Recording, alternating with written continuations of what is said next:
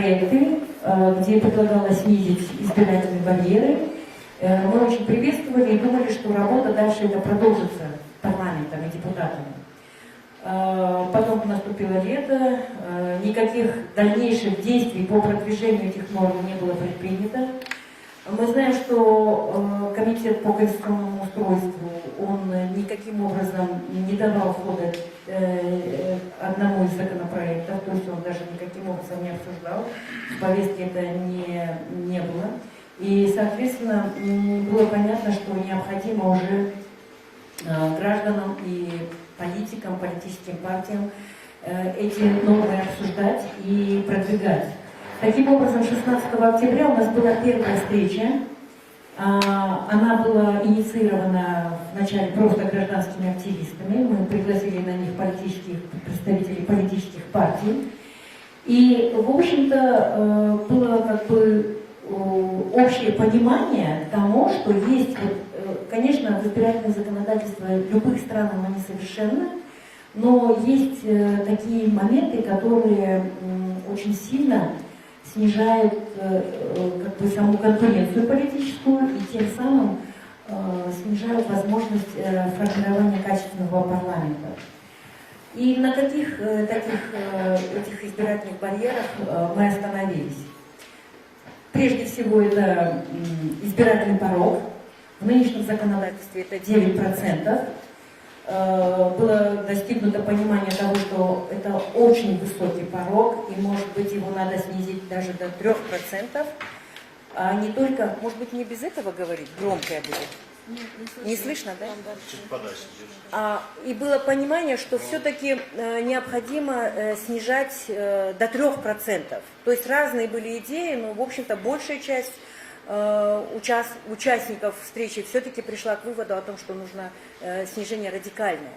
Помимо этого было решение о том, что необходимо, вот рассматривали, внедрить преференциальное голосование для того, чтобы снизить давление лидеров политических партий на формирование самого кандидатского списка и на наделение мандатов. То есть мы признали, что на самом деле имеется такая возможность, когда формируешь жесткий список и голосуешь сразу же за невозможность как бы перемещения, то это создает предпосылки для политической коррупции. Но даже если ее нет, то у граждан создается впечатление и подозрение, что политическая коррупция присутствует, и, соответственно, легитимность такого органа, который избран по такому методу, она радикально также снижается.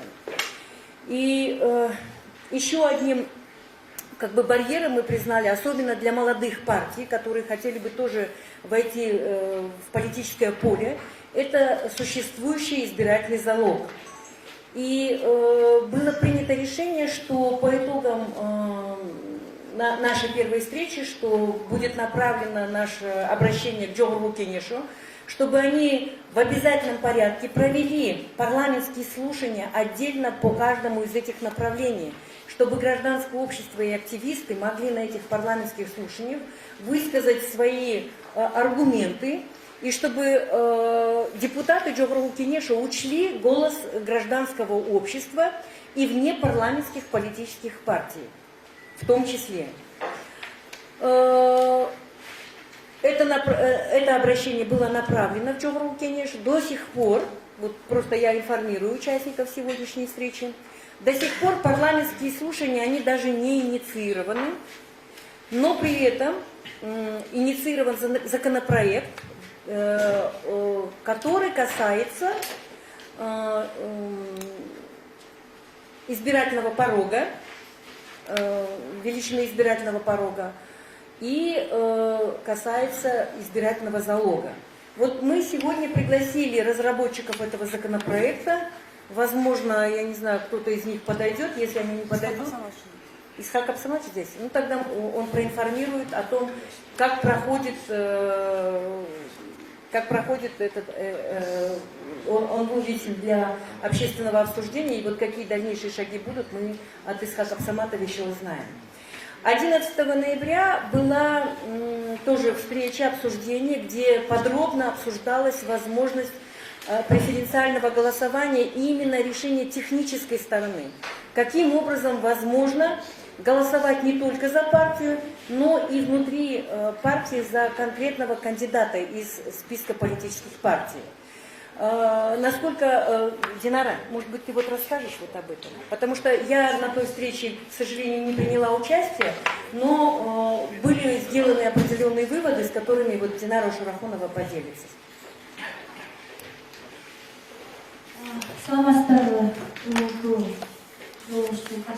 Здравствуйте, дорогие участники.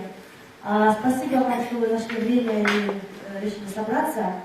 Тема очень важная. В свете последних событий, которые происходят в стране, мы решили вас всех пригласить для того, чтобы обсудить принцип формирования власти, парламентской власти, парламента. Потому что в октябре 2020 года нам с вами предстоит выбрать новый Джоготу Кенеш. И очень важно, чтобы мы сейчас с вами объединили свои усилия вокруг правил, по которым Джоготу Кенеш будет формироваться в октябре 2020 года. Те правила, которые сейчас закреплены в законодательстве, не устраивают нас, по крайней мере, как гражданское общество, потому что мы считаем, что эти правила не создают состязательность, не дают конкурентность и справедливость проходящим выборам. В связи с этим мы, начиная вот с весны, как сказала Гульнара Куражбековна, пытались с парламентом вести какую-нибудь работу. И в самом парламенте депутаты тоже вот, поднимали этот вопрос, но он пока не получал широкой поддержки внутри парламента. Сейчас, благодаря тому, что мы все-таки оказываем хоть какое-то, скажем так, давление, я думаю, благодаря этому вот группа депутатов инициировала законопроект, общий уже, и этот законопроект предусматривает снижение избирательного залога с 5 миллионов до 1 миллиона сумм. Следующее изменение они предлагают снижение избирательного порога 9%, по-моему, до 5, да? До 5 или до 3%. До 5. Гражданское общество предлагает снижать до 3%. В законопроекте до 5 обозначено. Ну и вопрос открытых списков, это введение преференциального голосования, авторы Джанар Акаев, Рыскель Тимоубеков и Исхак Масалиев, они предлагают, значит, внедрение преференциального голосования, то есть открыть списки политических партий, чтобы мы могли внутри партии выбирать достойных кандидатов, да, то есть чтобы мы могли быть привязаны, чтобы депутаты были привязаны, а значит подотчетны и подконтрольны избирателям. То, что сейчас на самом деле очень, этот принцип исчез, его почти убрали. Вот. И в связи с этим мы эти круглые столы провели. Последний круглый стол мы проводили 12 ноября в гостинице «Доступ», на котором собрались лидеры политических партий, и они предложили, значит, в дальнейшем объединить усилия для того, чтобы продвигать совместно. Сегодня должны были прийти депутаты Джоготу Кенеша, инициаторы Никитенко, Джейчуроев, Акаев, Масалиев, Мубеков, да? Нет. Они должны были подойти и дать какую-то презентацию, каким образом вообще внутри Джоготу Кенеша продвигается эта инициатива. Но, к сожалению, вот из всех депутатов сейчас присутствует Исхак Абсаматович. Исхак Абсаматович, вы могли бы нам дать краткую информацию о том, какие процедуры ожидаются по вашему законопроекту и как гражданское общество, политические партии вне парламента могут вам помочь продвинуть? Парламентские слушания. Да? И будут ли парламентские слушания? Да, вот так же инициировали. Потом информацию давайте. Микрофон нужно дать. Да. Динар. Окей. Динар, иди, модерировать. Да.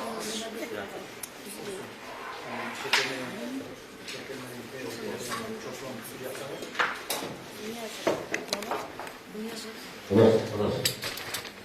Саламатыңыз бар. Республика қатысушылары. Енді демократияның қатарында бір демократия болғанда, ошондон презентация давай прям.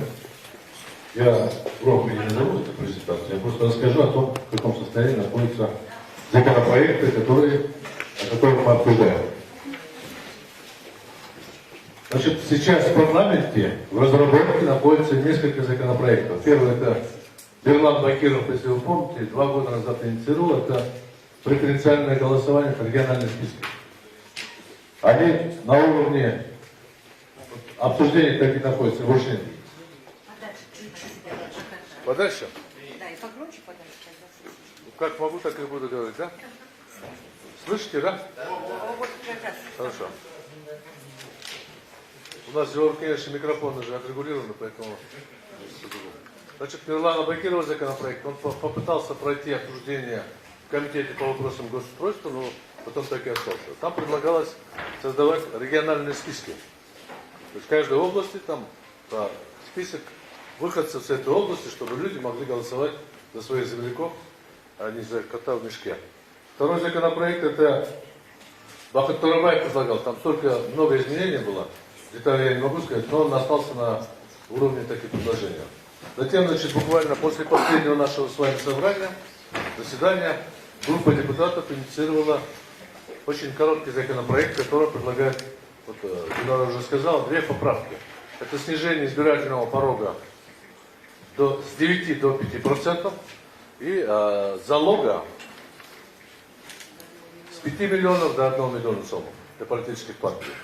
Значит, сразу оговорю, что я, хотя на первой встрече предлагал 3% это будет актуально, но меня убедили мои коллеги, что здесь есть определенный риск. 3% это всего-навсего 60 тысяч голосов, грубо говоря. То есть теоретически партия одного района может стать проходной. Есть такой риск. У нас есть в нашей короткой недавней истории опыт, когда политические партии выигрывали вдруг неожиданно с огромным перевесом в отдельных населенных пунктах. Поэтому 5%, на мой взгляд, это более оптимальная цифра, потому что сегодня депутаты формировались по 7% принципу. Мы предлагаем все-таки найти средние 5%. Значит, на какой стадии этот законопроект? Он прошел общественное обсуждение, инициирован в официальном порядке нами, передан, значит, спикеру. Наш уважаемый спикер изучает внимательно этот документ. С его кабинета пока еще не вышел, но должен был выйти. Хотя в его функции не входит изучение документов. Но в любом случае данный законопроект будет обсуждаться, и в этом плане поддержка политических партий, общественности может сыграть большую роль. Потому что, если вы помните в своем выступлении, президент тоже сказал, что есть разные варианты, вопросы надо рассматривать. Он да, нет не сказал, но тем не менее дал понять, что по данным вопросам тема для разговора есть. И я думаю, мы должны на это пойти. Кроме того, с Джанаром Акаевым мы инициировали законопроект, в котором предлагали ввести что-то вроде преференциального голосования. То есть мы предлагали, чтобы избиратель после выбора политической партии из списка кандидатов голосовал за одного, за двух, за трех, это вопрос еще открытый, кандидатов, с тем, чтобы провести как бы внутренний рейтинг кандидатов в депутаты среди населения. И таким образом мы облегчили бы работу лидерам партии в части формирования окончательного списка. Но при этом затруднили бы этим лидерам партии в части формирования золотого списка. Поэтому я сразу вам скажу, реалистом надо быть. Если в вопросах снижения избирательного порога и избирательного залога есть надежда, то вопрос преференциального голосования я мало надеюсь, но тем не менее мы будем инициировать. Сроки общественного обсуждения прошли. Мы теперь буквально сейчас технически доработаем и на следующей неделе внесем официально как законопроект. И дальше он должен идти уже по своей процедуре. Процедура такова, что наш проект с Джананом Акаевым, еще раз подчеркну, мы очень хотим этот законопроект, чтобы прошел, но реализация сложна тем, что там предполагается какие-то материальные расходы, и источник финансирования должен быть определен до принятия закона. Я ожидаю, что правительство, конечно, будет выступать. У правительства, как всегда, на это денег нет. Тем не менее, мы будем инициировать. Поэтому сейчас самое актуальное – это снижение порога и залога. Это реально, это его можно добиться. А что касается 5 или 3%, когда будет общественное обсуждение, Но если общественность предложит 3%, можно это рассмотреть. А вообще надо было бы, конечно, по закону жанра начинать с 3%, чтобы потом согласиться на 5%. Ну, молодежь есть молодежь, она не понимает этого. Тем не менее, даже если мы снизим с 9% до 5%, это около 100 тысяч голосов, это уже более-менее реально. Потому что мы помним с вами, что получив 100 и выше тысяч голосов, партии не могли получить ни одного мандата. Вот такие законопроекты на сегодняшний день в парламенте, я бы сказал так, бродят, но на обсуждение комитета еще пока не вышли. Поэтому вопросы по проектам, если есть, я готов ответить, а в целом, как будет продвигаться, ваша помощь, вернее, я прошу прощения, наша помощь политических партий заключается в оказании какого-то морального давления. Мы должны требовать, что 600 тысяч избирателей, последние выборы, 400 тысяч избирателей оказались за бортом, они не представлены депутатами. Поэтому в этом пути, если мы по этому пути будем идти, это было бы хорошо. Есть еще один вариант, но который еще не инициирован, это о том, чтобы партии, получившие менее порога проходимости, получали по одному, по два мандата. Но этот вариант еще сложнее, и вряд ли его депутаты примут. Откровенно говоря, нынешние депутаты в законотворчестве достаточно проблематично доказать ту или иную. Все руководствуются понятием, выгодно это политической партии или невыгодно, выгодно это политическому лидеру или невыгодно, выгодно это мне или нет.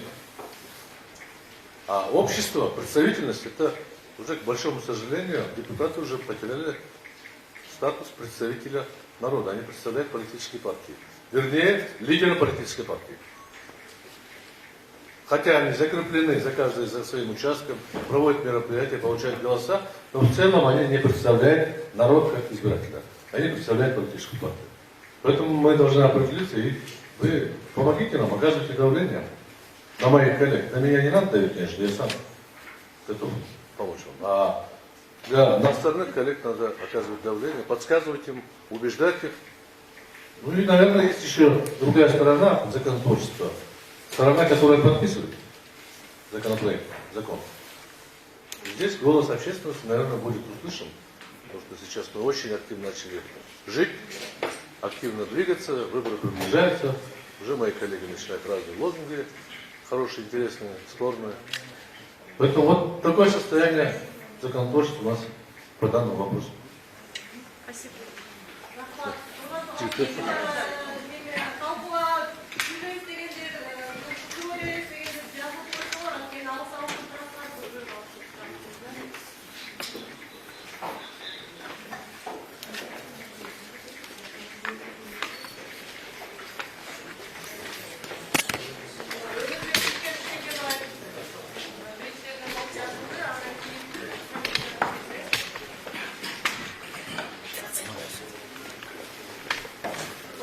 Hurmatli forumning qatnashchilari, hurmatli do'stlar, yoldoshlar.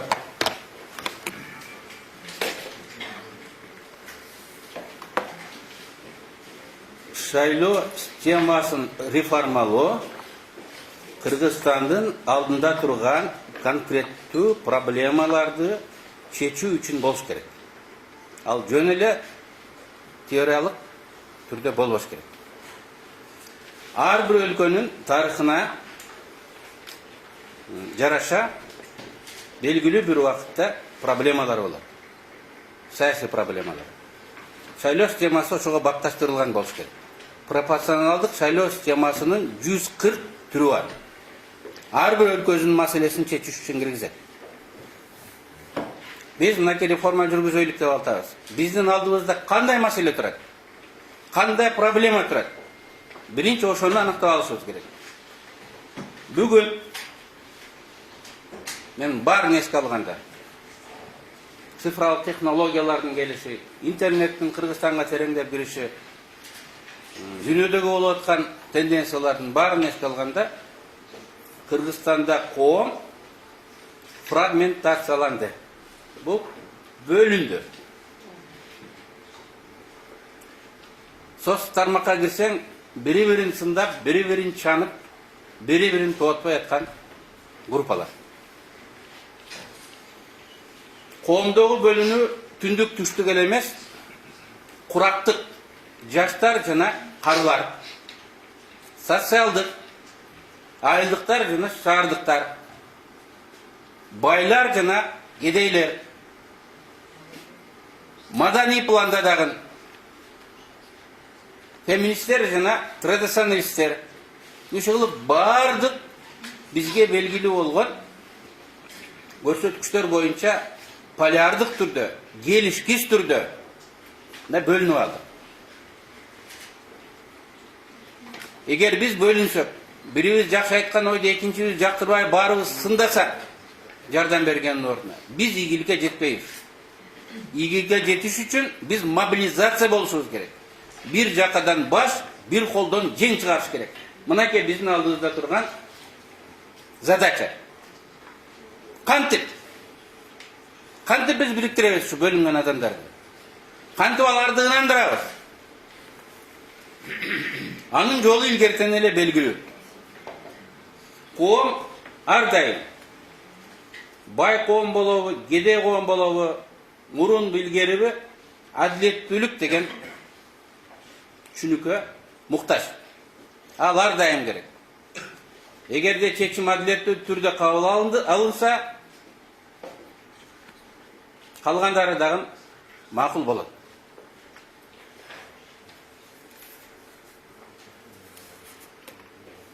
Кантип? Шайлоо темасы. Бүгүн жаштар өзгөчө. Карапайым адамдар бүгүнкү шайлоо темасына нааразы. Анткени муну адилетсиз деп эсептейт.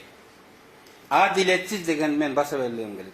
Анткени бул жерге байлар гана келет экен дейт. Бийликтин же башка бийликтин же болбосо партиянын лидеринин көңүлүн таап, эптеп колтугуна кирип кеткендер гана келет экен дейт. Кимди алып келсек дагы, алтын адамды эл алдан ала эле априори бар ошолор деп кабыл албай, ынанбай жатат. Бул легитимдүүлүк жок дегенди билдирет. Легитимдүүлүктүн эки түрү бар: мыйзамдуу, анан саясий, моралдык. Мыйзам боюнча өткөрсөң дагы эл ишенбесе, ал чалажан бийлик болот. Элди ынандырыш керек.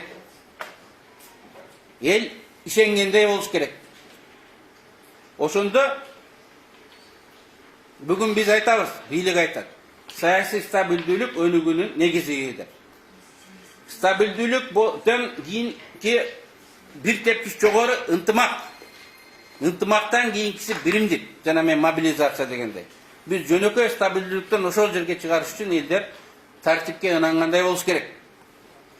Бүгүн жаңы күчтөр, карапайым адамдар, жаштар шайлоо системасын өзгөртүп, социалдык лифт. Илгери 95-жылы жөнөкөй журналист 150 сом алган. Адахан Мадумаров кандай депутат болсо, бүгүн да карапайым адамдар так ошондой депутат болуп, коомдо өзүнүн өзгөрүүлөрүн киргизи келет. 90-жылы 150 сом айлык алган айылдык мугалим кандай депутат болсо, бүгүн дагы карапайым адамдар депутат болуп келсектейт.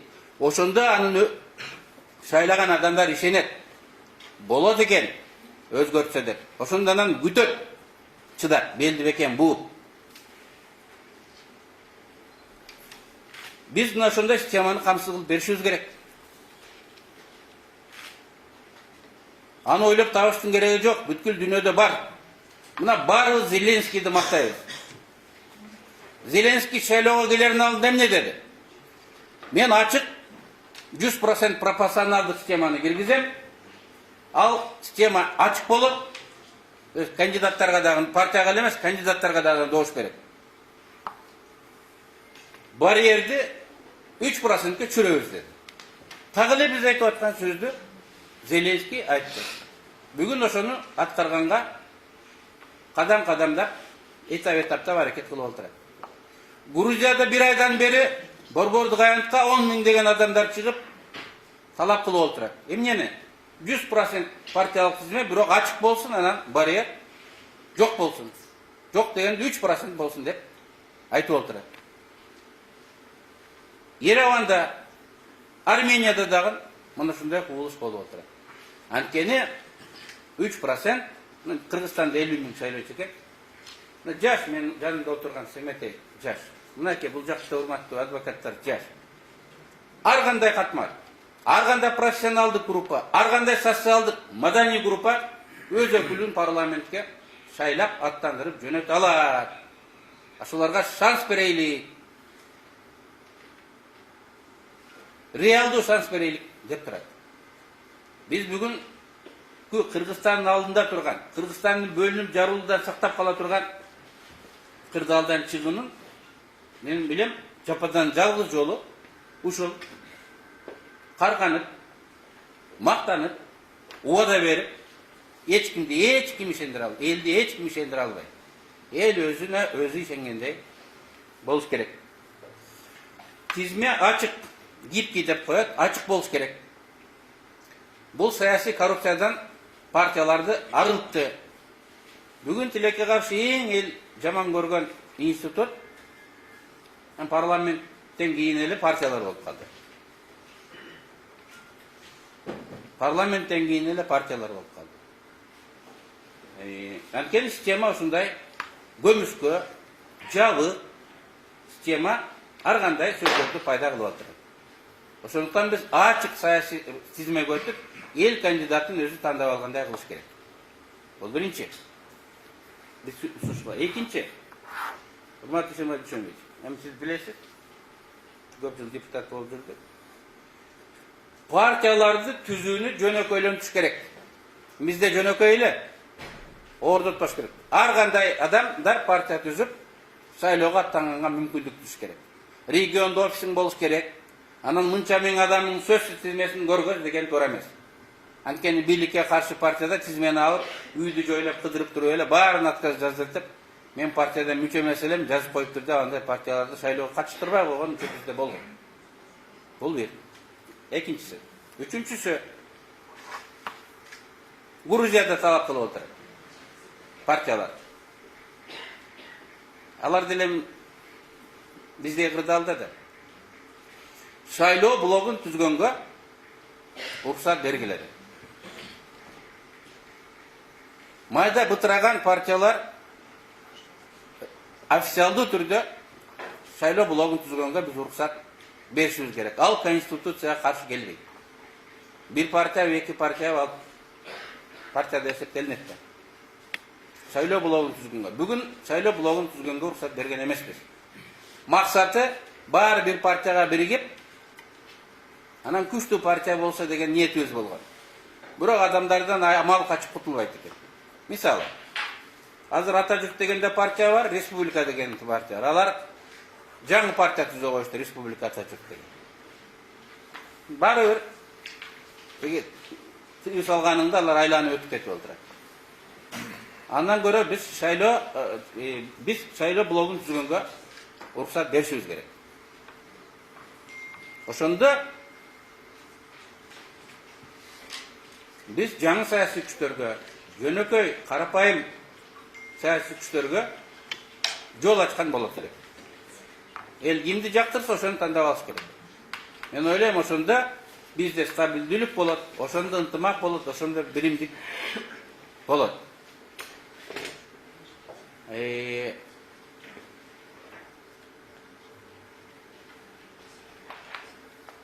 Анан 3% аз эмес. Мен урматтуу депутаттарды 3%-тен мындай аракет кылышыңыздарды сурайт элем. Теоретически бир райондун эл шайлап коет экен дейт. 5% кылсак, теоретически 7% кылсак, теоретически бир карасы район эле шайлап коет экен десек эле болот да. Чоң район, кичи район деген бар. Мен оюмча андай болбойт. Регионалдык бизде тосмолор дагы бар. Эң негизи карапайым адамдарга, жаштарга жол ачып беришибиз керек. Мен ушул резолюцияны колдойм. Балким бул резолюция орду эместир, бирок бир нерсени баса белгилегим келет. Шайлоо системалары өнүккөндө демократиялык багытта өнүккөн. Мурун Европада каралар эмес. Анан бай адамдар гана добуш бергенге укуктуу болду. Кийин бүт агыда карасы да колунда бары да жогу дагы добуш бергенге өткөн. Анан аялдар да адам катары санап 20-жылында анан аялдарга да добуш бере баштаган. Жакын деле. Процесс бардык адамдар бирдей деген баалуулукту моюнга алганга, калыптандырганга багытталган. Бүгүн биздин кээ бир депутаттар жергиликтүү кеңешке депутат болсун үчүн сөзсүз жогорку билими болуш керек деген сунушту киргизип алдырат. Бул дүйнөлүк бул процесске анан жалпыга бирдей шайлоо укугу деген чүлүктүн өнүгүүсүнө каршы келет. Айылда 10% адамдын жогорку билими бар экен. Эмне орто билими бар, атайын техникалык билими бар. Адамдар айылды өз тагдырын аныктай албайбы?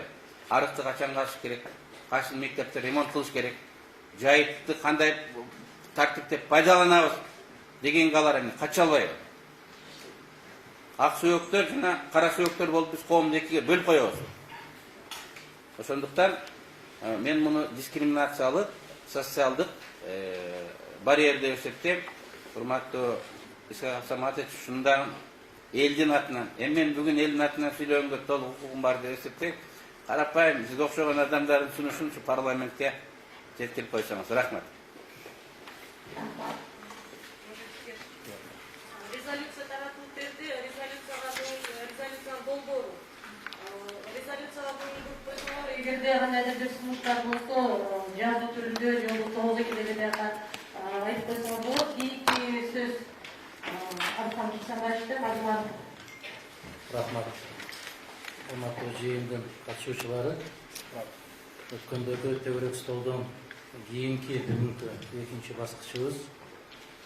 Ошондо айттык эле, чаржайыт болбой, бир конкреттүү маселени талапты койсок, ошонун тегерегинде баарыбыз күч жыйнасак дегендей. Бүгүнкү көтөрүлүп аткан негизинен 3 чоң маселе болуп атат. Үчөө тең актуалдуу, өтө маанилүү, керектүү болгондо да мыйзамдын долбоору жогорку кеңешке киргизилген экен. Каралар алдында туруптур. Азыр мына Өврө Черкесович айтпадыбы?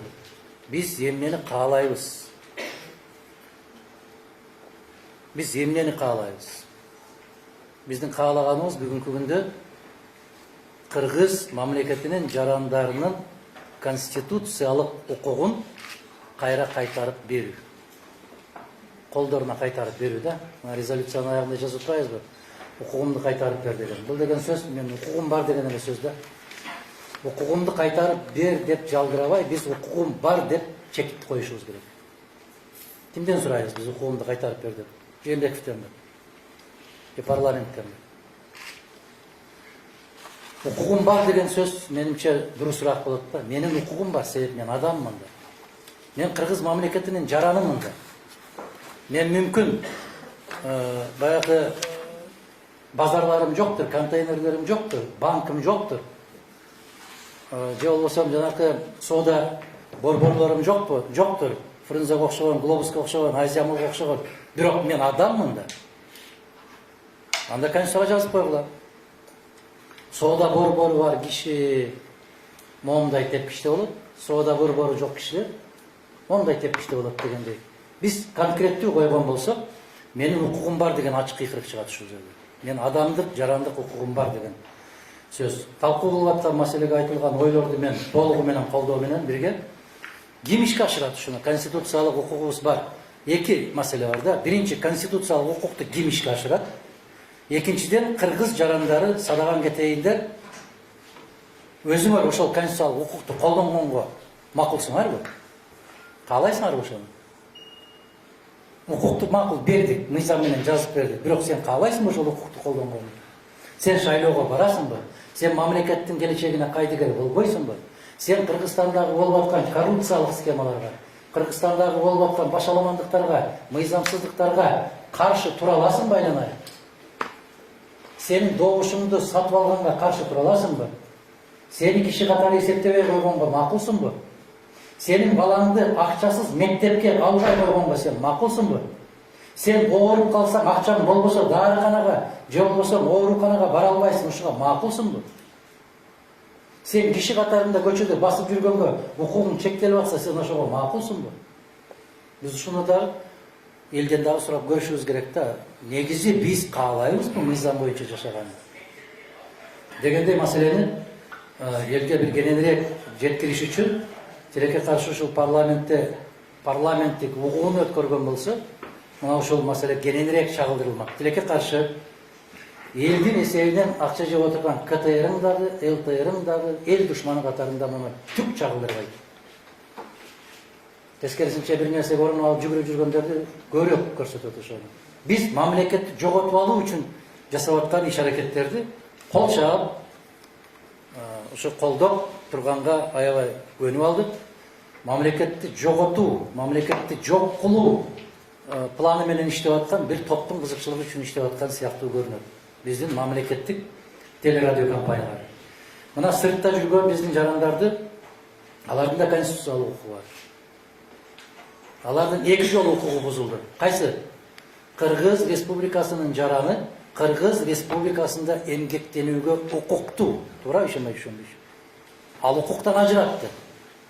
Иштей албайсың деди, иштебейсиң, себеби иштей турган жериң жок деди. Бул укуктан ажырады, сыртка чыгып кетти, эми экинчи укугунан ажыратып атабыз. Сен кыргыз жараны катары шайлоого катыша албайсың деп атат. Муну ким чектеп коюп атат? Муну БШК менен элчиликтер чектеп коюп атат. Аларга ким укук берди ушундай? БШКга ким укук берди? 18 000 жаран катыша алат, калганы катыша албайт дегенди. БШКга ким укук берди ушуну? Эртеги кечпи ушуну кабыл алган БШКнын мүчөлөрү дагы тымпыйып отурбастан жоопкерчиликке тартылышы керек. Эмне үчүн саясий жетекчилер жоопкерчиликке тартылып атат? Тымпыйып жанында жасап аткандар эч жоопкерчиликке тартылбайт да. Көрсө ошолор болбоду беле беркилерди курчутуп аткандар. Биз жасап беребиз, биз аткарып беребиз, биз протоколду түзүп беребиз, биз жалган кишилерди таап беребиз, биз кошумча тизмени түзүп беребиз. Бир түндө Кыргызстанда 300 000 кошумча тизме түзүлбөдү беле, туурабы Гүлнар? 300 000 кошумча тизме пайда болуп кетпөдүбү? Бир эле заматта кыргыздар 3 миллион 300 000 кишини төрөп салбады беле? Бир түндө. Мына азыр айтылгандай, кезинде бүтүн Кыргызстан саясий партиясы 155 000 добуш алып парламентке кирбей калган. 155 000 добуш алып. Башында жарыялап аткан Бапанов 142 000 добуш алган партия аттап өтөт тосмонду. Мына ошол кишилердин бирөөсү жооп берген жок. Балейге калган президент, балейге калган өкмөт, балейге калган депутат болот экен дагы, кылтыйып бер жактан бүтүндөй сары майды соруп, иштеп, семирип, сыйлык алып жүргөн азаматтар жоопкерчиликке каралган эмес бул жерде. Биздин конституциялык укукту тыюу салып аткан ошол БШК, биринчи кезекте БШК. Андан кийин райондун акимдери. Себеби алар чечет экен кимдер АШКга мүчө болуп кирет. Андан кийинки биздин конституциялык укуктарды элчилик чечет экен. Элчилик аттан жүрүп чечет экен. Эгерде биз азыр баягы консулдук каттоодон электрондук каттоого уруксат берип койдук деп элдин көңүлүн тынчтандырган менен консулдук каттоо боюнча, реалдуу электрондук каттоо боюнча биздин жарандардын укугу жок да алар. Кантип өтөт алар? Кайсы тизмеге өтөт? Кантип кирет ал жакка? Бизде урматтуу бүгүнкү жыйындын катышуучулары 1 миллион кыргыз жаранынын укугу бүгүнкү күндө тебеленет. 1 миллион кыргыз жаранынын укугу тебеленет. 1 миллион! 1 миллион добуш алган президент болуп кетпек да. Аларды кайда алып барабыз? Мамлекеттин казынасын толтуруп аткан ошол 1 миллион жаран, алардын укугу жок. Шайлоого жана шайланууга укугу жок. Бул кандай деген маселе? Алардын чөптөгүндө кыргыз паспорту бар, алар кыргыз жарандары. Алар сыртта жүрүп ушундай корлук көргөн аскер келсе, Кыргызстанга келип батир ала албайт экен. Алинайын жөөттөр дүйнө жүзү боюнча кичинекей биздин Чүй областында болгон жери бар Израилге бүтүн дүйнөдөн жыйнап атпайбы? Биз тескерисинче тээп отурабыз көпүрөктөн. Келбейсиң, батир албайсың, там сала албайсың, жерге укугуң жок. Алар кайда барат?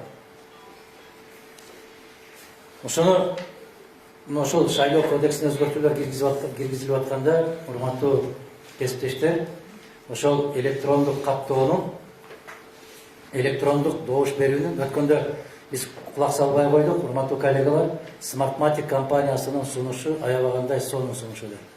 Керемет сунуш эле.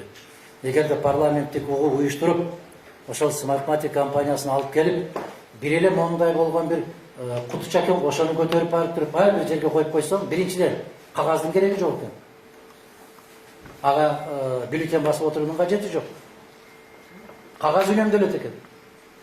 Экинчиден, ал жерге барып текшерүүнүн кажети жок экен. Бир басып койсоң, ал каттоодон өтсөң, сен Кеминден өтөсүңбү, Кадамжайдан өтөсүңбү, Бишкектен өтөсүңбү, кайдан өтсөң, экинчи жол бассаң, ошол чыйылдап киши эмес, аппарат сени кабыл албай коет экен. Экинчи жол добуш бербей койгон. Биз эмнеге ушул маселени көтөрбөй атабыз, койбой атабыз? Мага мисалы ошол компания, ошонун аппараты аябай жакты. Эмне үчүн дүйнөдө монголдор менен биз гана колдонгон Корейдин кара жашыгына мынчалык жабыштык биз. Демек, ниетибиз түз эмес. Жана Өмүрбек Чекешев айткандай, 1000 жолу БШКнын мөөрүн басып, шайлоо ушундай өттү деп жарыя салсын, кыргыз жарандар ишенбейт.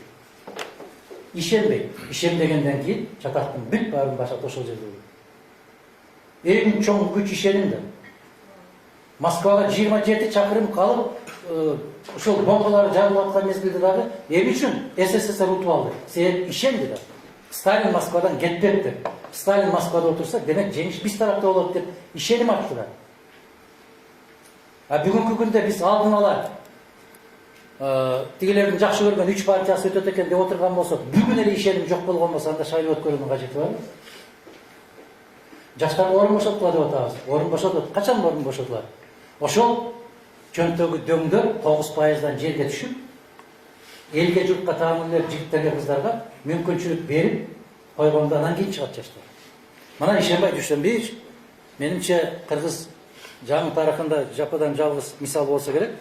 Ооруканада ооруп жатып, нарынга буту басып барбай туруп, депутаттык мандат утуп алган. Эсиңерде? Ооруканадан чыкпай жатып утуп алды. Мандатты алып келип өзү эл тапшырып кетти. Эмне үчүн? Ишеним болду. А бул эбегейсиз чоң күч. Аябай чоң күч. Бүгүнкү күндө ошол ишенимди кайтарышыбыз керек. Соңунда сүйлөй айтайын. Мына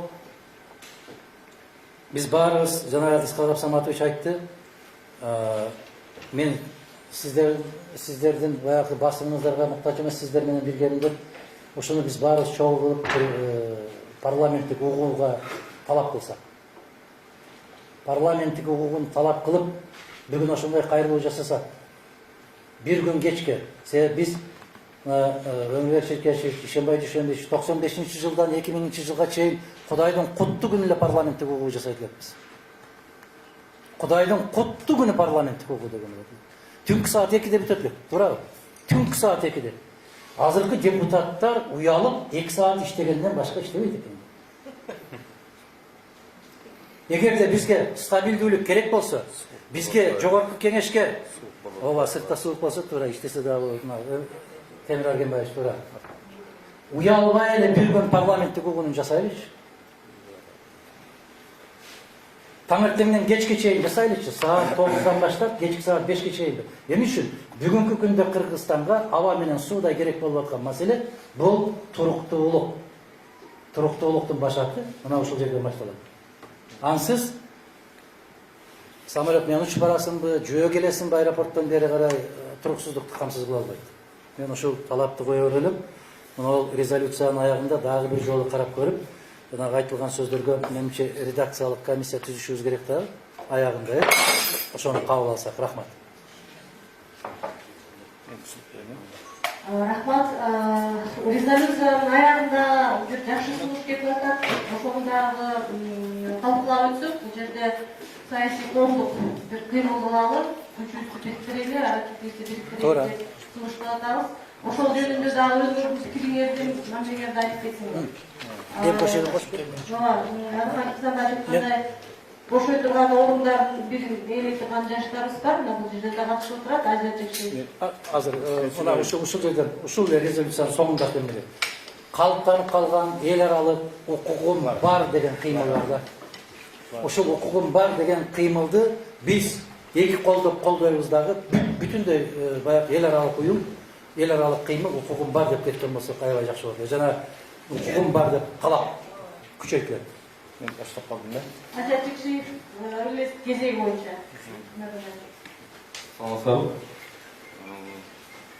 Ушул тегерек столдун талкуусу экинчи ирет болуп атканына күбө болуп атам. Буга чейин тилекке каршы массалык маалымат каражаттары аркылуу эле окуп калгам. Анан бүгүн өзүм келип катышып атам.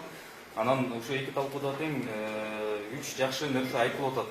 9%, 5%га же 3%га түшүрүү, ачык тизме жана 5 миллионду 1 миллионго түшүрүү. Бул жаңы күчтөргө дагы мүмкүнчүлүк түзүп берет, жаңы саясий партияларга дагы парламентке келүүгө мүмкүнчүлүк түзүп берет деп, ошону менен катар эле олигархизациядан кутулат депчи. Анан олигархизация жөнүндө тагыраак айтып кетсем, бир гана 5 миллионду 1 миллионго түшүрүү менен тилекке каршы кутула албайбыз. Анткени мындан башка шайлоо фонду деген да бар да. Так ошол жерде мисалы миллионго түшүргөн күнү дагы жаш саясатчыларга кайра эле парламентке барууга, ошол эле үгүт иштерин жүргүзүүгө мүмкүнчүлүк жок болуп калат. Анткени ошол фондун түзүп атканда ондогон миллиондогон акчалар, каражаттар талап кылынат, сарпталат да. Андай акчалар баарында эле боло бербейт. Эгер кайра эле байлардын партиялары, байлар эле келе берсин десе, анда аны талкуулабай эле койсо болот да шайлоого орун. Эгер биз чындап эле анда жаңы күчтөр келсин деген ниетте болсок, анда ошол жагын да караш керек. Анан ушул резолюцияга ушул пунктты да киргизүүнү талап кылат элем да. Ошондой эле анан саясий блоктор түзүү деген да инициатива айтылды. Бул аябай сонун инициатива. Анткени жанакындай мисалы 50 миңге чукул эле киши бир райондун эле калкы шайлай турган партияларда атканда 5-6 ушундай район биригип деле барса болот экен да, мүмкүнчүлүк түзүлөт экен ошого. Албетте алардын ортосунда бир идея болсо, чогуу иштеп балким бир программа түзүштү, анда чоң эле бир күч пайда болчудай да. Жаңы чоң күч пайда болчудай. Андыктан ушул эки пункту жакшылап карасак деп ушундай эле сунуш айткым келет да.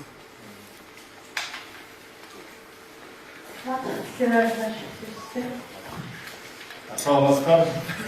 Бүгүнкү тегерек столдун катышуучулары. Биз эми парламенттик демократиянын жолунда баратабыз.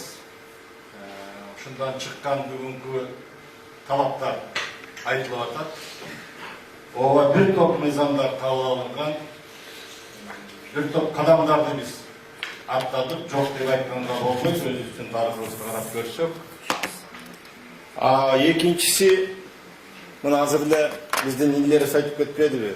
Жаңы муундун алмашуусу дагы ушу астыбызда күтүп турат да.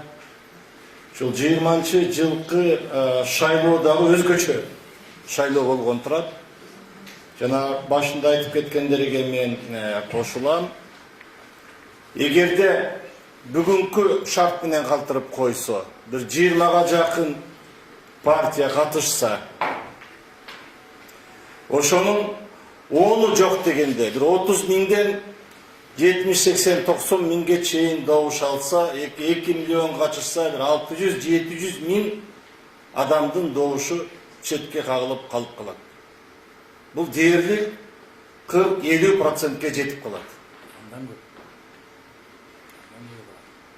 А биз парламент ошол шайлоочулардын үнү менен, добушу менен топтоло турган эл өкүлдөрү деп айтып атабыз.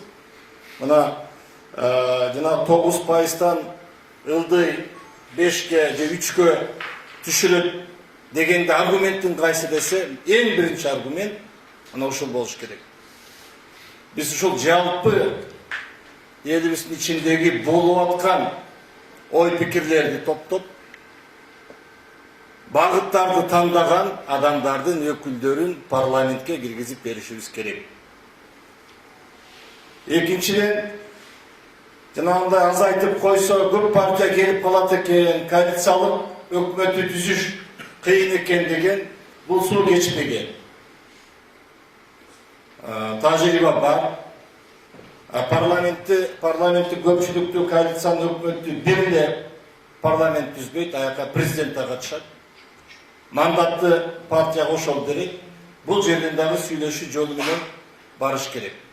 Мысалы, мына Германияда шайлоо болсо, шайлоо болгонго чейин жанагы опростун негизинде коалициянын долбоору түзүлүп калат.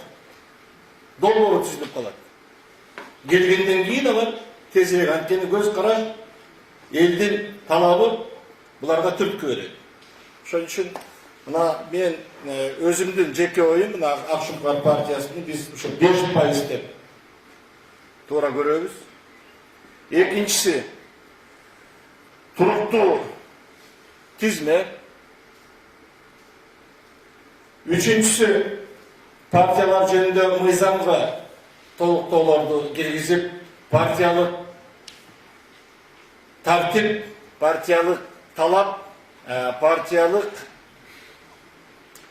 ички демократия, партиялык мыйзамдарга кирип бекитиш керек. Биз бара ошол партиялык институттардын бекем болушун, анан баргандан кийин ошол программанын негизинде депутаттар иштешине түрткү болот деп эсептейбиз.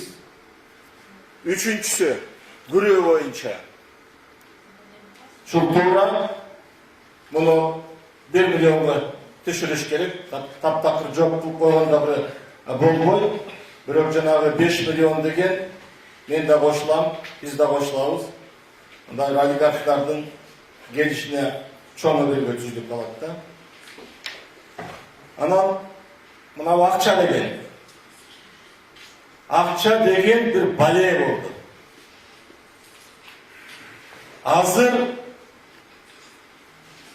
биз буга бир чогуу ушу коомдук уюмдар, саясий партиялар, мына өзгөчө жаш партиялар элге жеткизип, айтып, мыйзам негизинде бөгөттөрдү койбосок,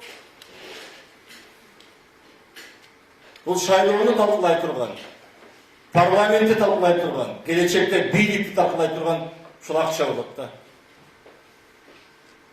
Биз буга ушундай радикалдуу, кескин бөгөттөрдү коюшубуз керек. И биякта коомдук көзөмөлдү күчөтүшүбүз керек. Ушу жалгыз эле борбордук шайлоо комиссиясы деп койсок, административдик күч бар. Алар колдонуп туруп, өздөрүнүн каалаган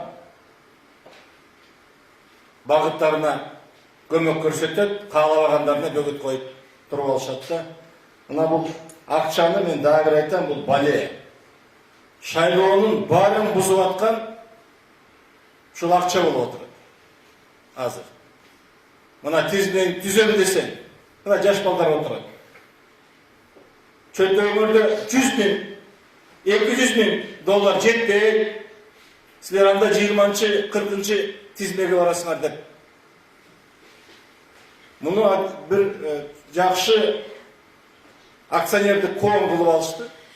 Биз эми ушуга абдан чоң күч менен бүгүндөн баштап, мына күн сайын элге айтып, түшүндүрүп, анан сөзсүз түрдө мыйзамдык бөгөттөрдү коюшубуз керек. Жана киргизилип аткан мыйзамдарда мына берде айтып кетти Исхак Асанович. Биз ошолорго кошулабыз. Коомдук укугула, парламенттик укугула, парламенттик эмес партиялар биз барып катышалы. Коомдук уюмдар катышсын, жаштар катышсын, биздин да үнүбүздү угуш керек. Андан кийинки маселе мынау тизме. Тилекке каршы менин угушума караганда азыр тизмени кайра жергиликтүү бийликке берип отурат. Эгер андай боло турган болсо, анда биз кайра талкалайбыз. Жана анда кошумча тизмелер чыгат. Жок адамдардын тизмелери кирип калат. Мына ушуга мурун киргизилген мына мамлекеттик каттоо кызматына берилген. Аны онлайн режимде кылып койсо болот. Азыр мына жасалма интеллект, блокчейн дегендер бар. Bizde azır айтып атат, мына 70% елдің чөнтөгүндө смартфон бар деп. 70%. Анда ошо 7-ге чыкканга чейингилер деле жок болбосо балдарда, калган баарында колдорунда смартфон бар экен. Мына блокчейн, жасалма интеллект киргиш керек, өткөндө смарт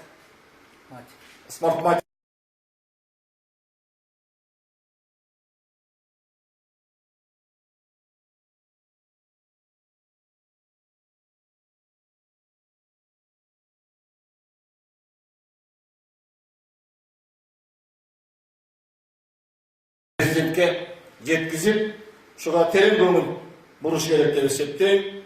Сөзүмдү аяктап атып, мен мына резолюция боюнча колдойм. Бул жерде 3% деп жазылып калыптыр. Эми биз буга каршы чыкпайбыз. Бирок биздин оюбуз ушу 5 болчу. Бул биринчиси, экинчиси менин укугум деген сөзгө кайрып бер дегенди алып салып, менин укугум деген bir Kur'an menен çıgalı hukugum var dep, menin hukugum var dep.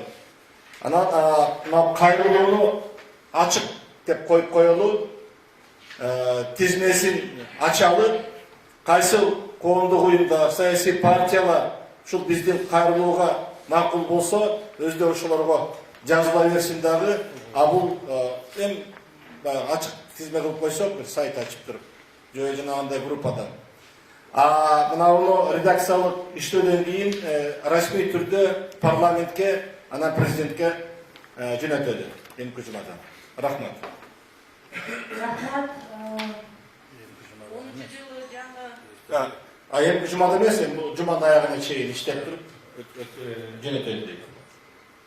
Мен де кысыр багып коеюн деп атам. 10 жылы жаңы конституция кабыл алып атканда 20-жылда бир мөөнөт катары кабыл алганбызда 10 жыл өтүлгөндөн кийин бир жыйынтыкка келип, кандай кемчиликтер бар, ошого карата жаңы бир багыттарды белгилеп, анан кийин 20-жылы ушул конституцияны көрсөт, ошондо мындай маселе чыкса, кайра ошол немеге суроого кайтып кетсек деп. Ошон үчүн 20-жылга чейин конституция өзгөрүлбөсүн деген ошондон чыккан да. Эми ошол 10 жылдык мөөнөт азыр келип отурат өзү деле.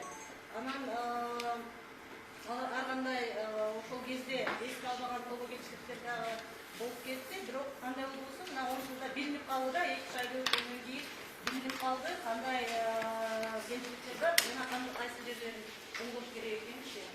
Андан бери азыр өзүңүз байкап аткандай жаңы күчтөр кошулуп атат, саясий аренада жаңы күчтөр пайда болуп атат.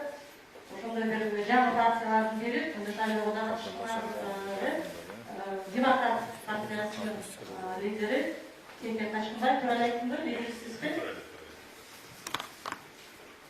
Арбаңыздар, урматтуу коноктор, коллегалар. Биринчи кезекте барыңыздар ушул убакытта организаторлордун эмгегин баалап келгениңиздерге чоң алкыш. Мен азыр бул жерде көңүл бурсаңыздар, эми мен эки нерсеге токтолуп кетейин бул жерде. Негизи жанында карасаңыздар, оң жагында Өмүрбек Текебаев, андан ары каракта Адахан Мадымаров, ортосунда Темирбек Сариев мырза отурат. Бул тарых да, тарых. Бирок бүгүн мен эки тарых жөнүндө сөз кылайын деп отурам. Биздин саясий тарыхка тиешелүү. Бул саясий тарых түздөн-түз биздин шайлоо системасынан келип чыгып аткан маселе жөнүндө. Масалиев мырза кетип калды дегенде мен сунушумду айтып калайын деп отурам. Себеби дегенде бул биринчи тарых жөнүндө сөз болмокчу. Бизге эмне үчүн шайлоо кодекси 3 же 5%га түшүш керек экени тууралуу эми аргументтерди бул жерде көп эле айтылып отурат. Мен ага токтоп отурбайын. Бирок тарыхтан бир нерсе сабак алалы. 9%'ın en çoğun oğrularının biri bu arkizacya деп айттык. Бұл байлар менен кедейлердин ажырымы аяғы бұл топуланга алып келет деп отурабыз. Экинчиси бұл аябай чоң нерсе, бұл добуштардын убал болушу, добуштардын өлүп калышы. Бұл тарыхта айтып барай турган болсок, Адахан айтып отурат, бұл жерде 150 000 менин добушу менен тарыхта 2 жолу шайлоо өтпөй калды да, парламентке келбей калды. Менин сунушум конкреттүү болмокчу, шайлоо кодексине мындай пунктты киргизсеңиздер.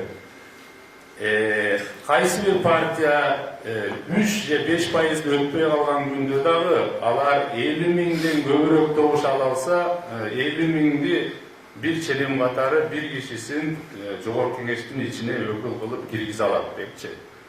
Мисалы biz eğer ушул принцип сакталып калганда, мисалы жогобу дегенде бүгүн бүтүн Кыргызстан партиясынын кеминде 2 же 3 өкүлү Жогорку Кеңеште отурмак. Biz оппозицияны сыртка чыгарып мындай кылбай керек да. Себеби дегенде 150 миң кишинин добушу үнү бул ишеним. Bu işenin biz mınça doğuştu, biz uval kılıp жатабыз да. Sebebinde bu ayıbay çoğun. Eğer bunu hazır elestetip görülü 9%'ga öse turgan bolsa 190 ming kişinin 186 ming kişi doğuş algan partiya 9% bolbay kalgan üçün gana bunun var uvalı.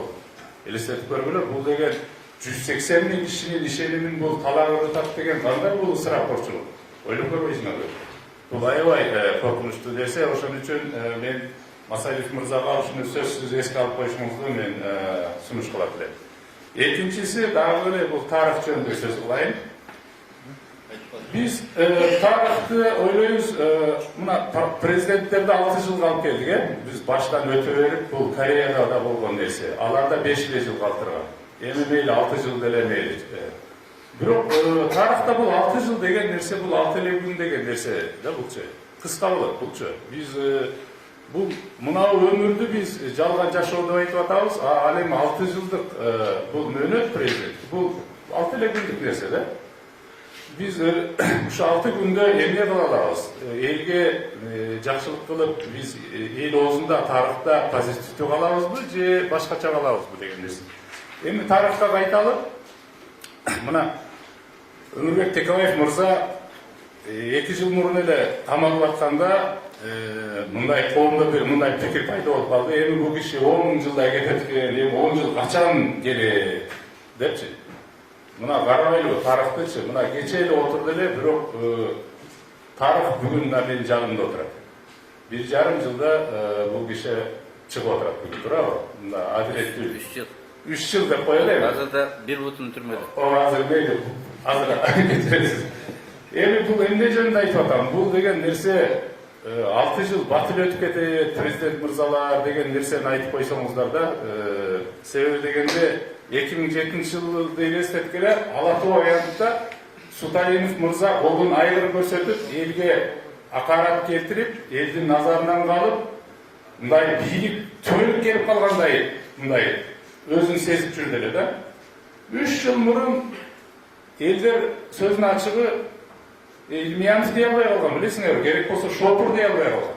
Колун мынантип көрсөтүп калган. Бул макул бекен, макул эмес бекен депчи.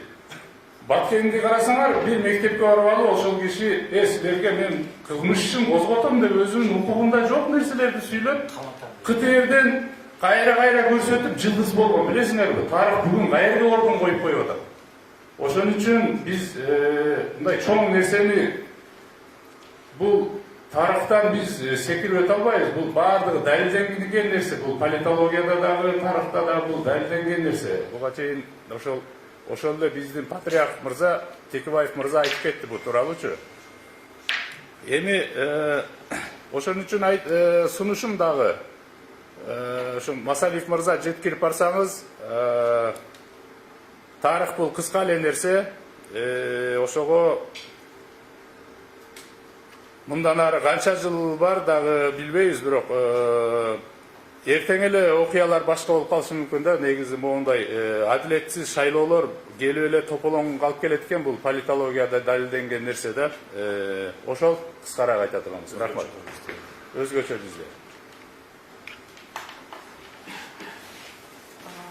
Спасибо большое. Я прошу вас записываться на выступление, мы будем предоставлять микрофон, а сейчас еще личное дело. Согласен. мурунку айткан коллегаларым менен бирдеме кошуш кыйын. Ошол менен саясий жактан да күнөт айтылды, мыйзам жагынан да күнөттөр айтылды. Анан мен болсо бир өзүмдүн коллегалардын досторумдун айрым айтма сөздөрүн апайын катары бир дискуссия баштайын болот. Ошол үчүн сөздү алдым да. Мынау верните мое право деген лозунгтуга есть мое право деген сөздү сунуштуп атасың. А между прочим, право-то закреплено в Конституции, а это право, которое мы имеем, законодательно-то уничтожено. Что написано в Конституции? Народ управляет государством через избранные ими президента, депутатов Джогорку Кенеша и депутатов вместо Кенеша. Избранных депутатов Петра. Значит, это право закреплено в Конституции. Мы иногда путаем право от законности. Что первично, что вторично. Вторичный закон, законодательство уничтожил право, закрепленное в основном законе Конституции. И законодатели сказали, нет, вы это право не имеете права избирать. Вам дается право голосовать за политические партии. А кто будет депутат? Это будет решать лидер партии. Вот в таком, как говорится, ситуации мы пришли. Поэтому здесь правильно написано «Не верните мое право». Право записано в Конституции. Это движение требует, чтобы его вернули законодательно. А если мы напишем, что просто «мое право», ну что, мое право есть Конституция, чихали на эту Конституцию, получается, действующий, как говорится, парламент.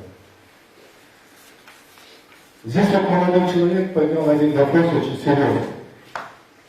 Как бы мы не уменьшили бы до 1 миллиона взнос, олигархи пройдут они. По официальным данным Центральной избирательной комиссии прошлых выборов, по официальным данным, прошедшие партии затратили 788 миллионов самов. 788 миллионов. 5 партий. Официально. Я об этом не говорю. Следовательно, речь не о том, что миллион сможешь или не сможешь. Куда упал деньги? Как их остановить? И вот тут мне понравилось именно пункт о том, что это единственный путь остановить этих олигархов, это дать возможность народу выбрать по уму, а не по деньгам.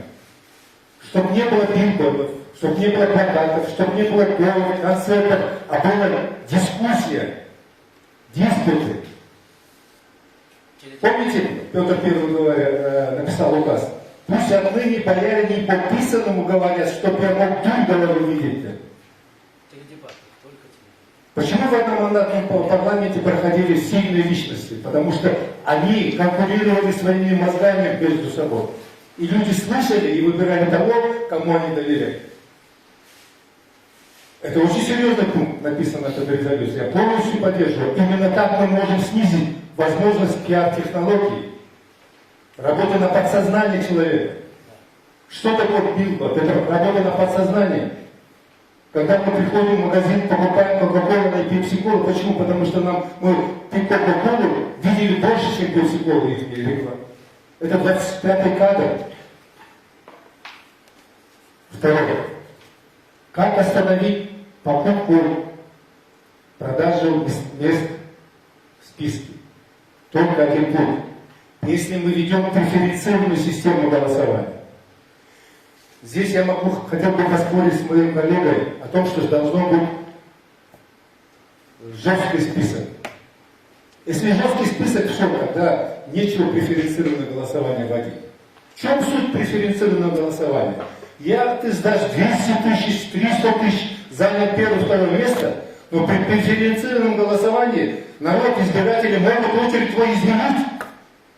Молодой человек или знающий человек своими мозгами, он может набрать больше голосов. И при гибком списке может изменить он свой от последнего до первого места дойти. Эмирбек Черкеш четко сказал, открытый, гибкий должен быть список. И это правильно написано здесь в резолюции.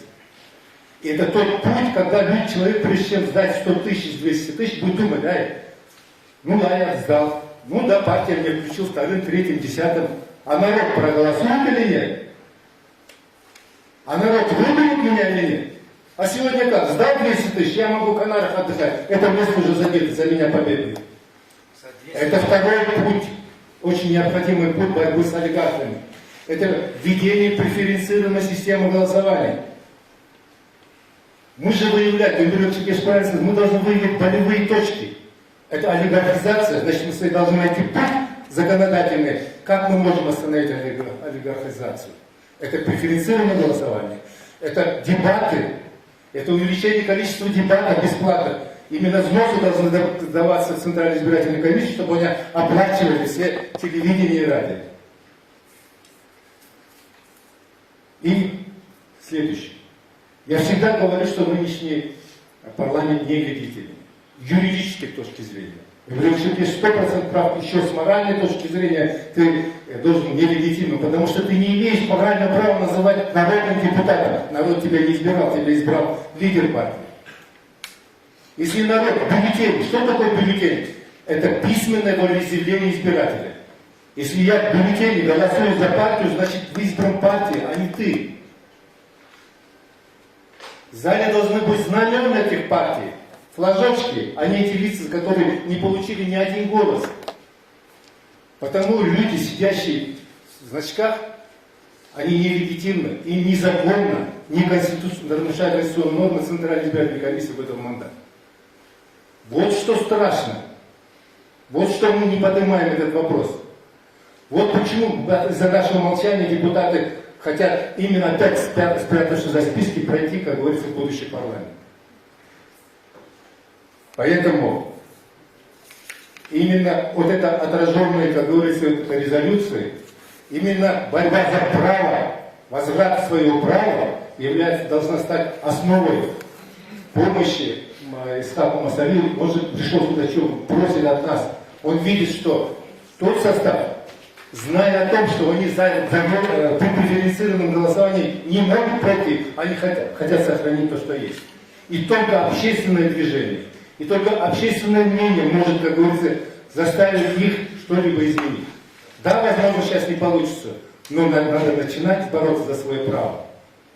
И я приветствую политические партии, которые организовали вот этот форум и хотят в дальнейшем бороться за право своих избирателей. Итак, в первую очередь, очень простая схема. Мы должны бороться за право. И последнее. Вот тут была такой спор. 3% это мало, 5% вроде бы хорошо. Слушайте, что такое демократия? Это народовластие. А что такое Джогорку Кенеш? Это представительная власть. Джогорку Кенеш каждый должен представлять, 100% должны представлять, как говорится, интересы тех людей, которые голосовали. То есть никакого порядка в принципе не должно быть. В принципе. И когда говорят, вот 3% это вот чуть-чуть, 5%, боже мой, какая разница, 9 или 5 или 3 тогда? Мы же должны следовать именно закону. Если представительная власть, значит, представители всего региона, всей страны должны, как говорится, каждый голос на учете должен быть их представители Джогорку Кенеш.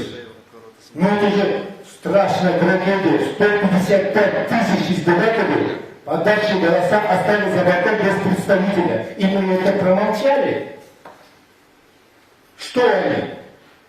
Не имеют права иметь своих представителей в Джогорку Кенеше? И мы хотим это все это сохранить? А теперь за эти проценты мы довели это не 155, а 190 тысяч уже не может пройти. И мы хотим это сохранить? Поэтому, когда говорят, что давайте 3, давайте 5, вообще никакого порядка не должно быть. по идее, по конституционному, по правовому положению. И иногда мы не должны защищаться не по логикой, а иногда вооружению мы должны знать то, что заложено правом нашей Конституции. Это должна быть основа всех наших логиков и аргументов. Другой разговор в парламенте там будет или 3%, или 5%. Но мы, защищающие свои права, не должны говорить, что нам 3 дайте, нам 5 дайте. Мы должны сказать, каждый человек имеет право иметь свой представитель органов Кенеш. А то мы подавимся депутатам и будем торговаться. Давай 3, давай 5. Поэтому я глубоко благодарен организаторам сегодняшнего форума. Молодцы, спасибо. И пора, мне кажется, как и грузины, как и украинцы, как и другие кыргызстанцы проснуться и защитить свои права. Спасибо.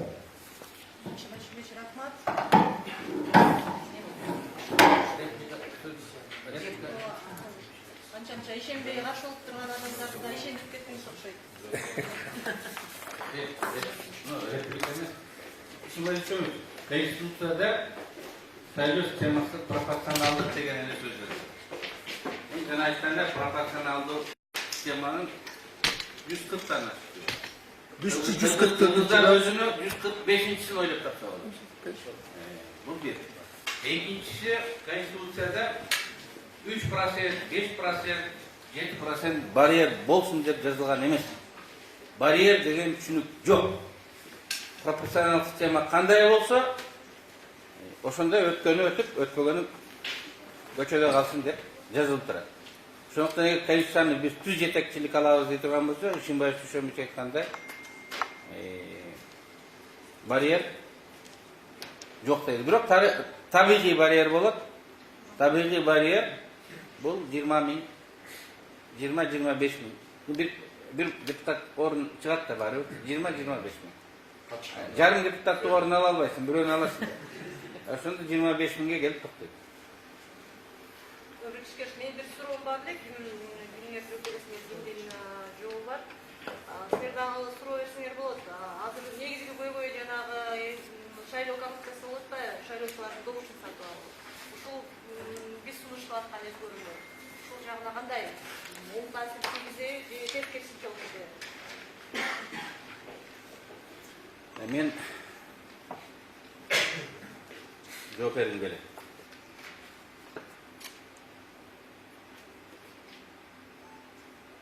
Кандидаттардын, партиялардын баары элге бирдей болуп турганда, адамдар акчасын берген кишиге добуш берет. Эгер баары бирдей эмес, көңүлүнө төп келген партияга катышып, анын реалдуу шансы болсо, акчаны алып туруп, ошол өзүнүн партиясына добуш берет. Акча берсең дагы ошо өзүнүкүнө добуш берет. Партиянын баары бирдей болуп, баарынан тойдук, баары жакпайт, бирөөнүн акчасы көп ушулар өтөт деп турса, ошонун бирөөсүнө баары өтө турганына деп мындай добуш берип кое берет. Ошон үчүн биз мына жаңы партияларга шанс түшсө, жаштарды, башка катмарлар жетишип кете турган адамдар реалдуу шанс ала турган болсо, алар көзөмөлдөйт дагы, анан акчасына карабай өзүнө мындай алып кетет. Ишимбай Дүйшөнбеич айтты, 1 миллиардтай акча кетип тура, иш жүзүндө бир 10 миллиардтан ашык акча кетти депчи. Иш жүзүндө. Анан билборд жана элди топтоп концерт бермейди токтотобуз дедик да. Мына менин уюштуруп жүргөн катары билем. Ал акчанын эң бир кичинекей жолу. Анан калганын мыйзам менен токтото албайсың. Аны мындай жана подкупта чай бермей. Анан бир жерине көңүл буруш керек. Реклама. Сайттар аркылуу, гезиттер аркылуу, телевидениялар аркылуу.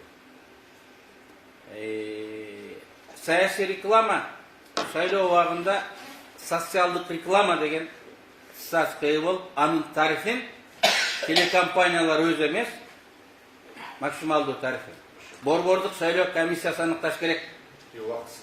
Убактысындагы. Мынчадан ашпаш керек ар бир партияга депчи. Болбосо акчасы бар партиялар эшиктен курсаң тешиктен кирип, бардык каналдардан чыгып, жаш партияларды жакын жолотпой коет.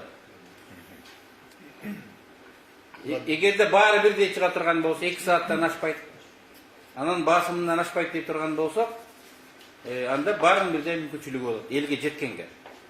А эл өзү тандап алыш керек. А бүгүн элге жеткенде да акча менен алып коюп атпайбы. Телекомпанияларды 24 саат калып коюп атышат. Алар баасын кымбаттатып атат популярдуу телекомпаниялар. Мисалы КТ мамлекеттики. Шайлоо компаниясында мынча $1000, мынча миллион доллар иштеп таап, офисибизди жакшынакай кылып, ремонт кылып алдык деп, жетін албай чыккап жүрөт. Эми аны түшүнсө болот. Бирок шайлоо компаниядан акча алдым деген сөз, элдин башын айландыргандарын эсебинен курдум. Ошого жол бердим. Ким акчасы көп болсо ошону көп чыгардым.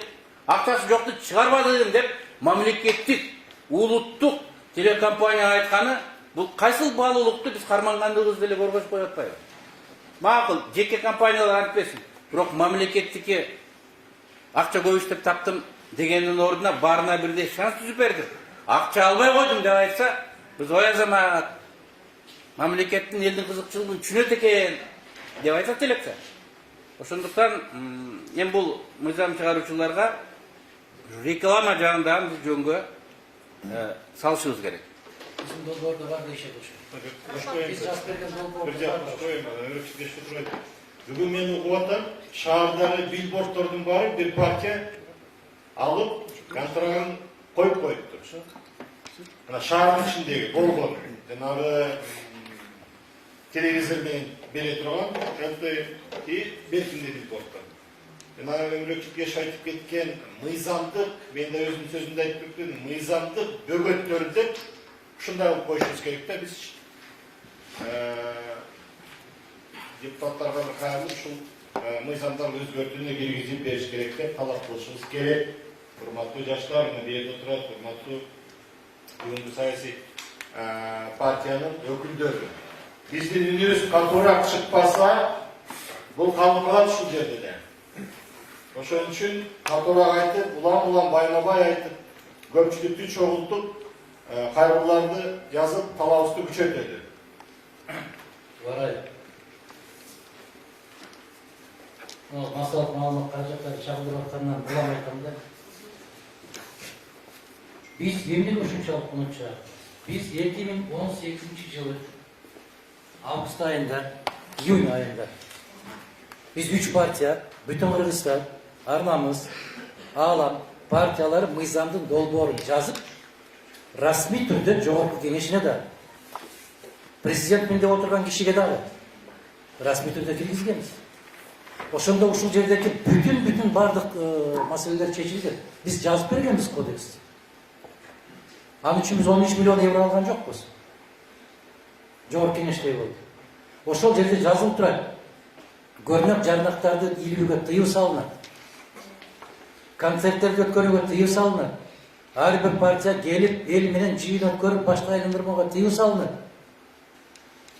En minimaldı degende 20 temadan turgan teletaymaş bolsun. El görsün. Tarzaga düşsün oşul yerde. Kaçıp gelmeye koygan azamatlar olsa, sen korkakсың деп ап бериш керек, баа бериш керек алар. Senin dünyölük geografiyadan düşürügün barбы, шаардын аталышын билесиңби, бюджет дегенди айта аласыңбы, республикалык бюджет менен консолидированный бюджеттин айырмасын билесиңби, отсылочный норма менен бланкетный норманын айырмасын билесиңби деген сыяктуу суроолорго жооп бере алган кишилер келиш керек жогорку кеңешке. Анан Долбойдо 4 контейнерим бар экен, Кара суу базарында 2 контейнерим бар экен. Мына ушулардын баарын жиберип аткан эл өзү бираз уялып калыш керек. Мына 95-жылы айтат эле. Кайсыл депутат кандай сүйлөп атканын көрүп, ушул депутатты шайлаган район кандай экени жөнүндө сөз сүйлөсөк болот дейт эл аксакалдар. Мына ошол Ишембай Дүйшөмүш айтат эле. Кандай жерден ушундай депутаттар чыгып келесиңер? Мен барып жыйынга катышып көрөйүнчү деп куршапка барган бир жыйынга. Мына Апчевич барып алып айткан. Эмне кыйын десе, элиңер кыйын турбайбы деп. Мына ошондо эл өкүлүн өзү шайлайт эле. А бүгүнкү күндө кел, баягы кара мышыкты кара жашыкка салып коюп кылтыйып. Бер жагынан 5 бармагын берип, ар жагынан дискотекасын кылып, бул жагын мына улак чаптырмай башталды. Бирөөсүнө бирөө айтып атат кече. $17.000 байге коюптур. Жигулинин өзүнөн үчөөнү коюптур. Эмнеге коюп атат бул? Деги ак үйдө 7-чи кабатта отургандар акырын берип атат. Базар коргонго барып өткөрөсүң, себеп таймаш каттуу болот. Өзгөндү 3кө бөлүп туруп, үчөөнө тең талапкерлерди байлап, мектептин директорлорун аларга байлап, акимин алардын аркасынан байлап. Айланай, бая Танаев жасаган ишти Жээнбеков баштап атат азыр. Танаев эмне болду ушунун аркасынан? Акаев эмне болду ушунун аркасынан? Кечээ бүргүчтөп барып, бүтүндөй бардык жерге үйүп барып, жыйын өткөрүп келген президенттин бүгүнкү жасап атканын көрүп атабыз. Эртең эмне болосун? Алдыңдагылар эмне болушту? Ошон үчүн асмандан издебейли. Могу жерде турган жаштар болобу, массалык маалымат каражаттары болобу? Эгерде акылдары жетпесе, мен өткөндө Жээнбеков менен бетине маңдай отурганда айттым мен. Акылыңар жетпесе, жазып колуңарга берип коебуз. Ошону эле карап, кабыл алып койбойсуңар. 30 жылдык, 20 жылдык саясий партиялык тажрыйбасы бар азаматтар жазып киргизип атат ошону. Турмуштан алып киргизип атат. Европадан көчүрүп алып келип аткан жок, Америкадан көчүрүп алган жок. Кыргыздын ар бир айылынын жашоосунун натыйжасында келип чыккан шайлоолордун тажрыйбасы менен жазып берип атпайбызбы? Аны карабай, эмне үчүн? Мен жана сөзүмдү эмне үчүн баштадым? Биз эмнени каалайбыз? Каалообуз түшүнүктүү, бирок ошол каалоого жетүүгө биздин каалообуз өзүбүздүн жарандардын каалоосу барбы? Ал башка маселе. Ошон үчүн жанагы бүгүндөн баштап билбордторду эле эмес, бүгүндөн баштап бакма гезиттердин баары, бакма сайттардын баары, бакма телекомпаниялардын баары баасын бычып, убактысына чейин капчыгына салып коюшкан. 3 эле партияга уруксат берилген. А муну көрүп туруп көрбөй аткан болсок, анда биз айбанбыз, башка айырма жок. Бүттү. Менин соңку сөзүм ушул. Эмне мындан артык эмне дейли? Качан койгонот, качан түшүрөт, качан ушу көзүнө ушундай бир калып койгон учурда качан түшүнөт ушуну? Дагы эле баякылар келатат. Элдин өкүлү дейт. Элдин өкүлү эмес. Кечирип коесуң. Я. Рахмат.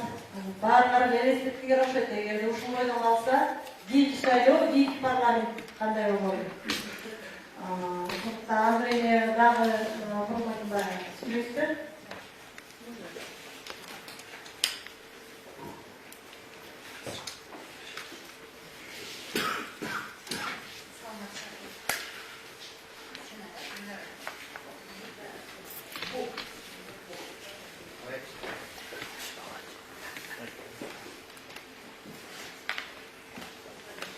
Здравствуйте, уважаемые участники. Я вот слышала, что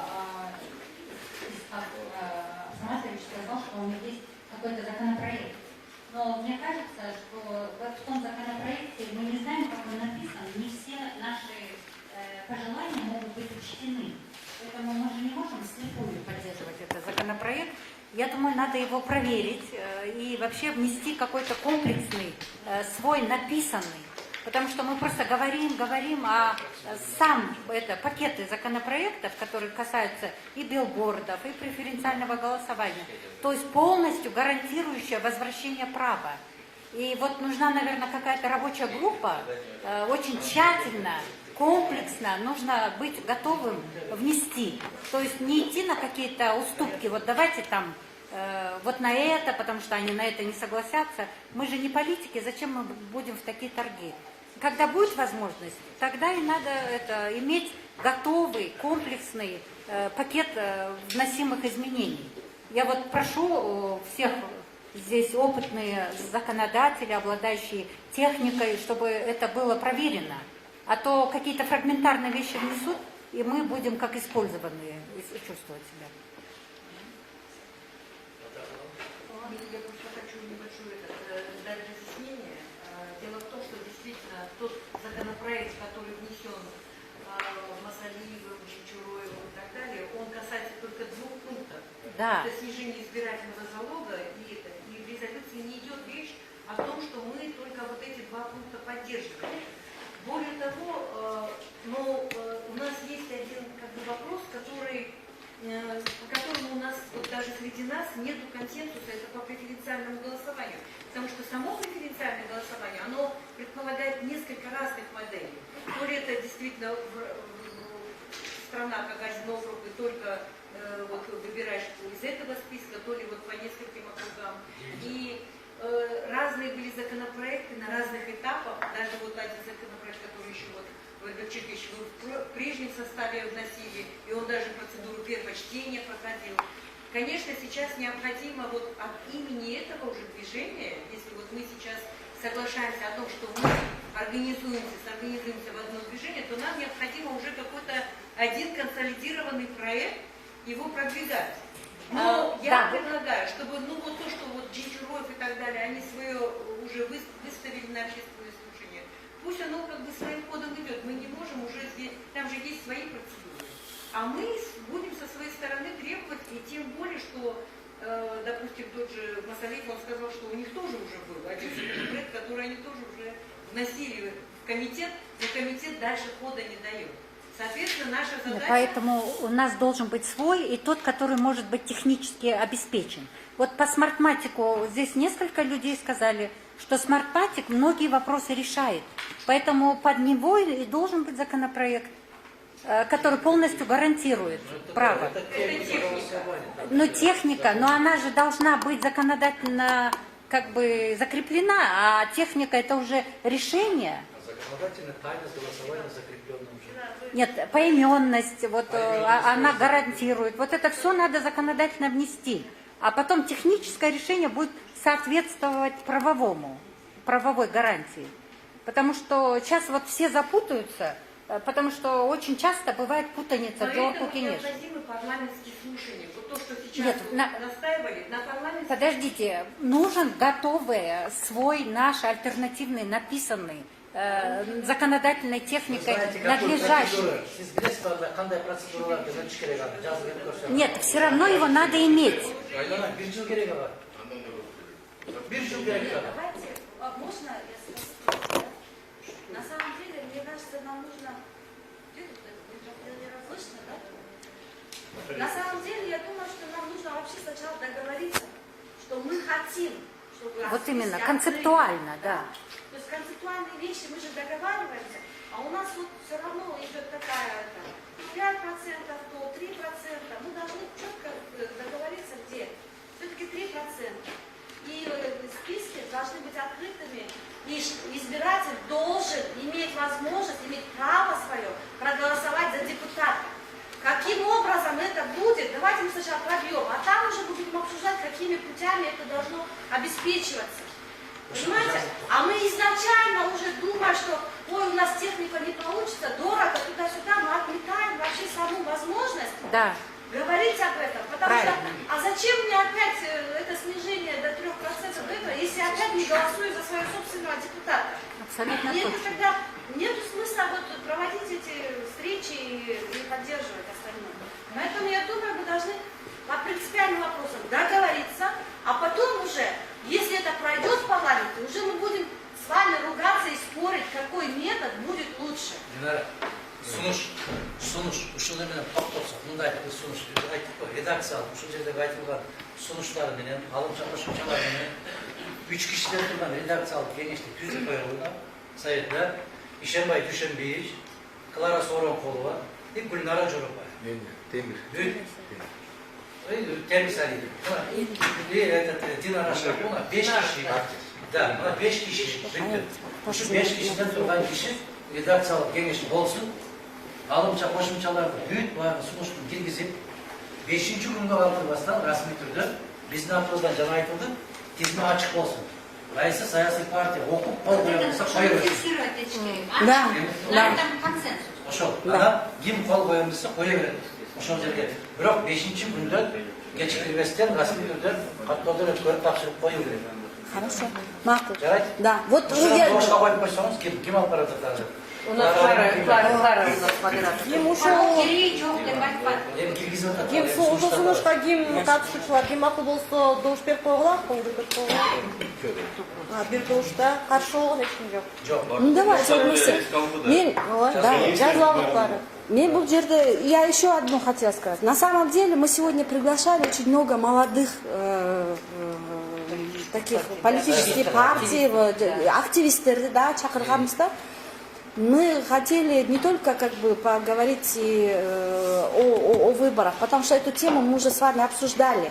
Мы вообще думали к вам обратиться, к политической партии, лидеры политической партии, чтобы вы хотя бы сделали открытые обращения, выступления или какие-то, выразили позицию по сложившейся ситуации. Завтра, например, реакция, мы выходим против коррупции. На затык и СМИ иски по 60 миллионов, да, этот коррупционер берет и спокойно арестовывает счета. То есть мы возмущены. И мы хотели бы услышать, чтобы видные политические деятели, политические партии выразили свою позицию. За вами люди, за вами электорат, за вами регионы. Если вы поддержите сейчас нынешнее вот это движение, и они тогда вас тоже будут больше как бы слышать и слушаться. Понимаете? Нам же для этого мы хотели.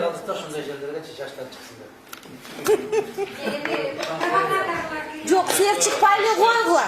Сілер сөзі орда айтып қойғыла. Заявление сделайте, пожалуйста. Мы же ждем. Да, рахмат. Ошо. Рахмат, келіп қатышып кеткендерге мен жиынтықтайлы байланышта болуыз, қимыл төзілді деп ішенерсек болуы. Да, мы будем уже Резолюцияны дағы бір тирайштеп шығауыз. Алғанын интернеттен.